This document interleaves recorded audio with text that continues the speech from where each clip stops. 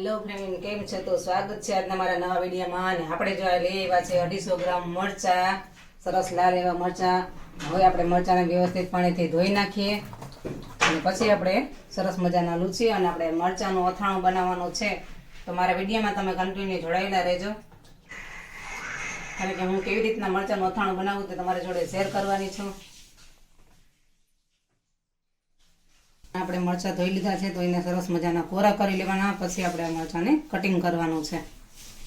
આમાં કટિંગ વખતે તમે બી રાખવા હોય તો રાખી શકો, ને કાઢવા હોય તો કાઢી શકો છો. તીખા હોય તો તમે બી કાઢી શકો છો, અને મોરા હોય તો તમે બી રાખી શકો છો. આ રીતના આપણે મરચાંનું અથાણું સરસ કરવાનું છે.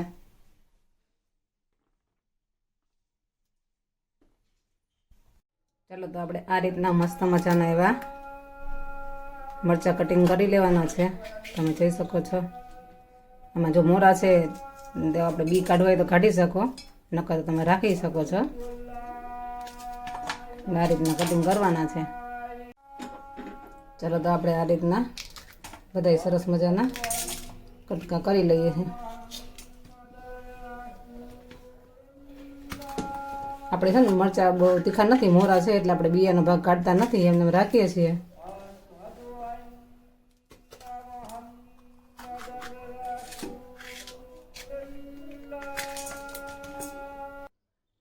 ચાલો, તો આપણે સરસ મજાના બધા એવા મરચાં કટિંગ કરી લીધા છે. તો હવે આમાં આપણે મસાલા કરી લઈએ.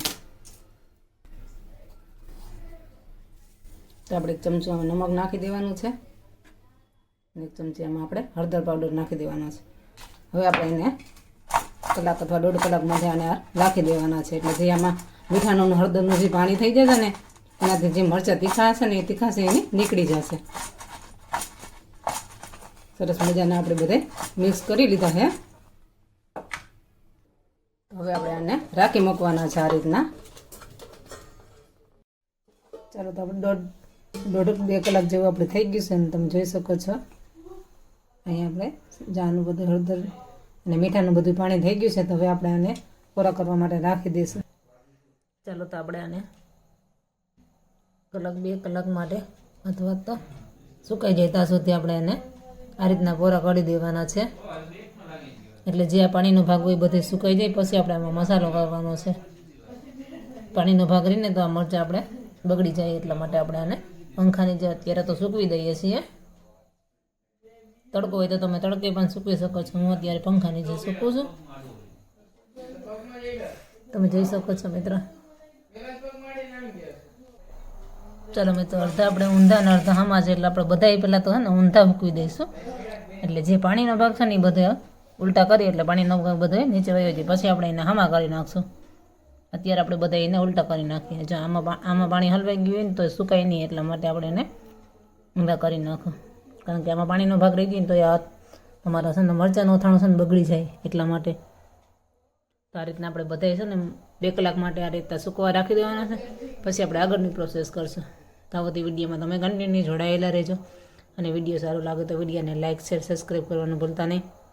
ચાલો, તો હવે આપણે આને થોડીક વાર માટે ફેરવી દઈએ. એક બાજુ આપણે સુકાઈ ગઈ એટલે હવે આપણે આને સીધા કરી દઈએ, અને હવે 10થી 15 મિનિટ માટે આ રીતના આપણે સીધા કરીને સૂકવવા હજી રાખવાના છે.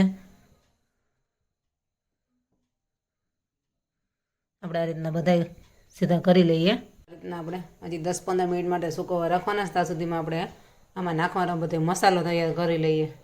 ચાલો, તો આપણે 1 વાટકી અહીંયા રાઈના કોરિયા લઈ લીધા છે.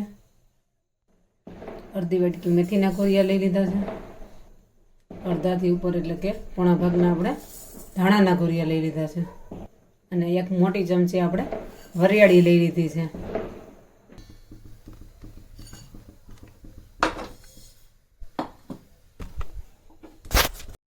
ચાલો, તો આપણે પેન લઈ લીધી છે, અને એમાં આપણે વઘાર માટેનું તેલ લઈને 1.5-2 પાવડા જેટલું આપણે તેલ લઈ લીધું છે. તેલ ગરમ થાય પછી આપણે આ મસાલામાં નાખી દેવાનું છે. ચાલો, તેમાં આપણે 1 ચમચી હજી આપણે હળદર નાખી દેવાની છે.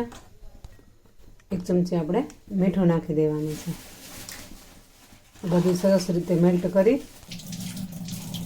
ચાલો, તો આપણે આ તેલમાં નાખી દઈએ. આપણું તેલ ગરમ થઈ ગયું છે, તે આપણે આમાં નાખી દીધું છે. હવે આપણે આ બધું મિક્સ કરી લેવાનું છે.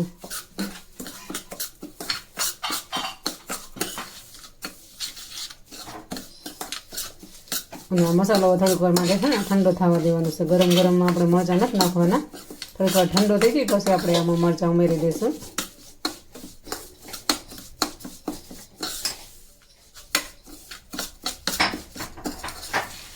જો તો મસ્ત મજાનો આપણો મસાલો લાલ મરચાં અથવાનો આપણો મસાલો બનીને તૈયાર થઈ ગયો છે મિત્રો. ચાલો તો મસાલો બધો ઠંડો થઈ ગયો છે તો આપણે એમાં એક લીંબુનું ફાડું નાખી દઈએ.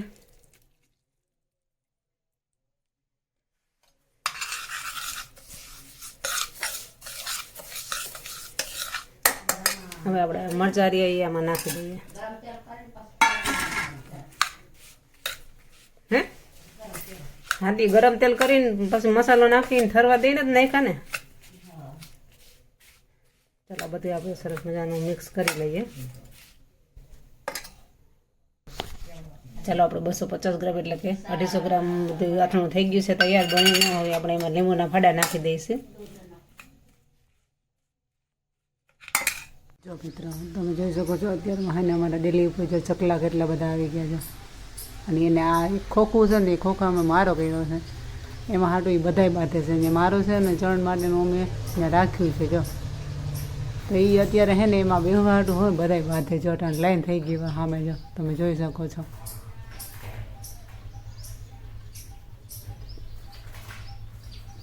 ઘર એક છે અને ફેમિલી જાજા થઈ ગયા છે.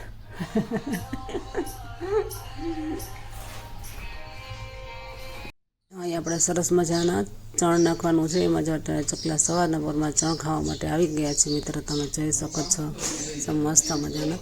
અત્યારે એક જ છે, બીજા ઉડીને બધા જો થાંભલા પર બેસી ગયા છે.